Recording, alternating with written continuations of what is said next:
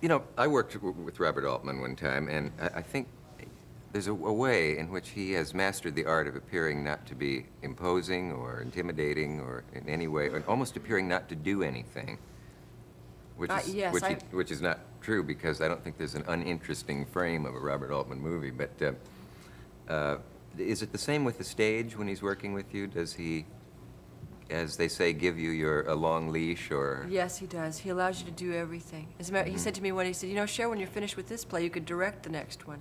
I mean, and it was like his way of saying, you know, just back off.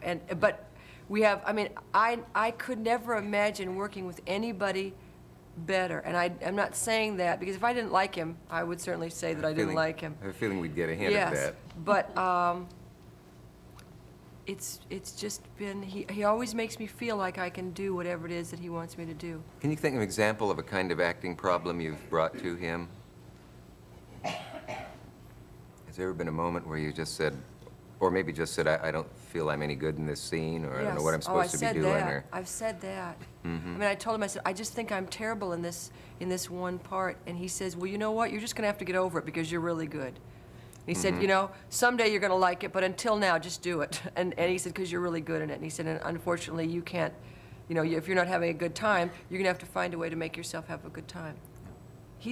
But he works with every woman differently. With Karen, he's one way. With Sandy, he's one way. With me, he's another way. And he figures out how to be with you, and then he goes to you in that way. It's marvelous, isn't it? I've never heard of an actor working with him who didn't like working with him. There's not one of us that doesn't love him. Yeah. Did you know your, what do I call it, anti-drug stance actually hurt your career, or has that been?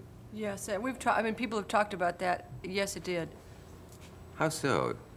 Because people were really, in the late 60s, people were really into drugs, and they wanted people that they liked to be really into drugs. Yeah.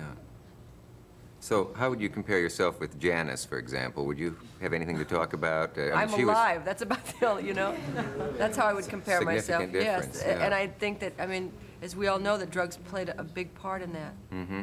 You know, I don't have any kind of moral question about drugs. I just have the feeling that people can't cope with them correctly. If people could cope with drugs, you know, it would be a different story, but I don't know very many people that really can handle them. Usually drugs have a way of handling you, and that's the part that I object to.